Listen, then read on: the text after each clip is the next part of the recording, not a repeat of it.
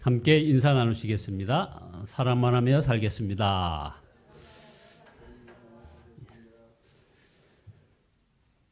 예, 사람이 너무 힘들 때 시리즈를 소개하고 있습니다. 사람이 너무 힘들 때. 여러분, 사람 정말 힘들죠. 그래서 오늘 제목은 원수 만났을 때, 그래서 맡기는 믿음이라는 제목으로 말씀을 소개하겠습니다. 맡기는 믿음. 이 시편 35편은 의외로 아주 유명한 성경입니다. 억울한 일을 당한 사람들이 흔히 인용하는 성경이 주로 시편 35편을 인용을 합니다. 이 시편이 정확히 어떤 배경으로 쓰여졌는지는 분명하지는 않습니다. 그러나 사무엘 하 17장에 나오는 압살롬과 아히도벨의 그 반역 사건을 생각하면서 읽으면 이게 훨씬 실감이 납니다. 아히도벨은 다윗의 최고의 책략가였던 사람이었습니다. 그는 다윗의 30용사 중에 하나인 바로 엘리암의 아버지였고 밧세바, 여러분 잘 아시죠? 밧세바의 할아버지였습니다. 수십 년 동안 다윗과 전쟁터에서 정말 생사고락을 함께했던 다윗의 측근 중에 최고의 측근, 이게 바로 아히도벨이었습니다. 그런데 다윗의 아들 압살롬이 아버지 다윗에게 반기를 들고 역모를 꾀할 때 이 아히도벨은 다윗을 배반하고 압살롬의 사람이 되어버렸습니다. 그가 압살롬을 하여금 다윗 왕의 그 왕의 그 후궁들과 막 동침하게 하고 도망가는 다윗을 바로 추적해서 살해하자고 하는 그런 모략을 이 아히도벨이 세웠던 겁니다. 다윗에게는 정말 기가 막힌 일이 벌어진 상황이죠. 아들은 반역을 일으키고 친구였던 아히도벨에게 또 배신을 당했습니다. 시편 35편은 그래서 시작부터 이게 범상치 않습니다. 1절을 보면 주님, 나와 다투는 자와 다투시고 나와 싸우는 자와 좀 싸워주세요 하고 지금 다윗이 하나님께 지금 청원을 하고 있는 겁니다. 그만큼 다윗의 처지가 아주 다급했던 것이죠. 우리가 이렇게 살다 보면 이처럼 원수 같은 사람, 자신을 죽이려는 사람을 만날 때가 있습니다. 그때 어떻게 해야 합니까? 바로 시편 35편이 그 답을 제시해 주고 있습니다. 다윗은 기도했습니다. 35편 1절에 보면 주님, 나와 다투는 자와 다투시고, 나와 다투는 자와 하나님께서 다투셔 달라는 거죠. 나와 싸우는 자와 좀 싸워주세요 하는 거죠. 다윗은 자신을 대신하여 싸워주시는 하나님을 믿었다는 것입니다. 원수를 만나면 누구나 자신이 믿는 것을 가지고 자신을 막 지키려고 합니다. 자, 주먹을 쓰고 돈을 쓰고 또 믿는 사람에게 피하죠. 그러므로 하나님을 믿는 사람은 당연히 기도하는 것입니다. 기도가 믿음인 것입니다. 물론 기도하면서 원수를 상대하는 것이 좀 참 답답하죠.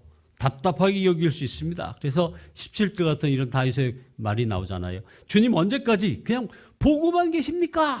하고 지금 다윗이 하나님 앞에 이렇게 탄원을 하는 겁니다. 19절에도 20절에도 기도하는 다윗의 마음이, 기도하는데 마음이 편치 못한 그 심정이 고스란히 녹여져 있는 구절입니다. 24절 25절 보면 바로 악한 자들이 이제 이미 승리한 것처럼 보입니다. 그러나 하나님을 믿는 자는 계속 기도합니다. 믿음이 없이는 우리 기도 못하는 거 아니겠습니까? 기도하지 못하면 그리고 하나님의 역사를 힘입지 못하는 겁니다. 그래서 다윗은 다급한 중에 믿음을 주시기를 또 3절에서 기도하고 있는 겁니다. 창과 단창을 뽑으셔서 나를 추적하는 자를 막아주시고 나에게는 내가 너를 구원하겠다 하고 말씀해달라는 것이죠. 우리도 이렇게 기도해야 합니다. 다윗은 원수 갚는 것을 하나님께 맡겼습니다. 다윗은 이 시에서 원수들을 저주하는 기도를 마구마구 쏟아냅니다. 지난주 수요일 중보기도할 때 이 다윗의 이런 원수를 향한 증오하는 그런 말씀을 우리가 같이 막 읽으면서 많은 분들이 막 웃는 것을 제가 봤습니다. 그 마음이 자신들의 마음이었다는 것이죠. 막 여기도 시편 35편에서도 다윗은 그 원수들을 향해서 마구 쏟아내고 있습니다. 그만큼 다윗은 분노하고 또 상황이 고통스러웠습니다. 12절은 그들이 나에게 선으로 악을 갚다니 내 영혼을 이토록 외롭게 하다니 하면서 마구 다윗이 지금 막 탄원을 하고 있습니다. 그들은 옛 친구였고 그리고 그들이 어려울 때 기도해 주었던 자들이었습니다. 그들이 병들었을 때 금식하며 병 낫기를 위해서 친구에게 하듯이 함께 아파해주고 울어주었던 이들이었습니다. 그런데 그들이 배신을 하고 더군다나 죽이려 하는 것입니다. 그러나 주목할 것은 다윗이 이렇게 원수를 갚아달라고 기도는 하였지만 아주 중요한 포인트가 있습니다. 직접 복수하거나 싸우지 않고 하나님께 맡겼다는 겁니다. 여러분, 하나님께 맡기는 믿음. 오늘 설교의 제목이 바로 맡기는 믿음 아닙니다. 정말 어려운 믿음의 한 폼입니다. 맡긴다. 다윗은 압살롬과 아히도벨과 전쟁하지 않았습니다. 그는 아들과 싸우느니 차라리 내가 피하는 길을 택하겠다고 뒷모습을 보였습니다. 그것은 정말 위험한 행동이기도 했지만 그는 살고 죽는 것을 하나님께 맡기고 그래서 하나님이 기뻐하실 길로만 갔던 것입니다. 맡기는 믿음, 정말 대단한 믿음이고 우리가 여러분 이게 정말 신앙의 원리인 것 같아요. 우리가 맡겨야만 하나님께서 역사하실 수 있는 거 아니겠습니까? 그냥 내가 다 하겠다고 하면은 하나님은 그래 해봐 하시지 않겠습니까? 다윗이 정말 하나님을 믿었음을 이제 그의 찬양에서 우리는 보게 됩니다. 원수가 죽이려 달려드는 다급한 상황에서 다윗은 하나님을 찬양을 합니다. 28절에 내 혀로 주의 의를 선포하겠다고 지금 찬양을 하고 있습니다. 온종일 주님을 찬양한다는 겁니다. 이것이 믿음인 겁니다. 여러분, 누가 죽이려고 할 때 찬양하십시오. 찬양이 여러분을 살리는 겁니다. 원수를 만나는 상황에서도 여러분 찬양할 수 있습니까? 그렇습니다. 우리가 살다 보면 악한 자, 원수 같은 사람 많이 만나게 됩니다. 너무 속상하고 고통스러운 일입니다. 그러나 그것만 생각해서는 안 됩니다. 우리는 원수만 만났습니까? 예수 그리스도 만났습니다. 예수님을 만나지 않았습니까, 여러분? 원수 같은 자 때문에 예수님을 더 믿게 되지 않았습니까? 저는 예수님을 깊이 알고 나서 그래서 그 유명한 하박국을 이해할 수 있을 것 같습니다. 하박국 3장 17절에 19절에 보면 비록 무화과 나무가 무성하지 못하며 포도나무에 열매가 없으며 감람나무에 소출이 없으며 밭에 먹을 것이 없으며 우리의 양이 없으며 외양간에 소가 없을지라도 나는 여호와로 말미암아 즐거워하며 나의 구원의 하나님으로 말미암아 기뻐하리로다. 아무 것이 없어도 기쁘고 찬송할 수 있을 것 같다는 겁니다. 왜요? 예수님이 계시니까요.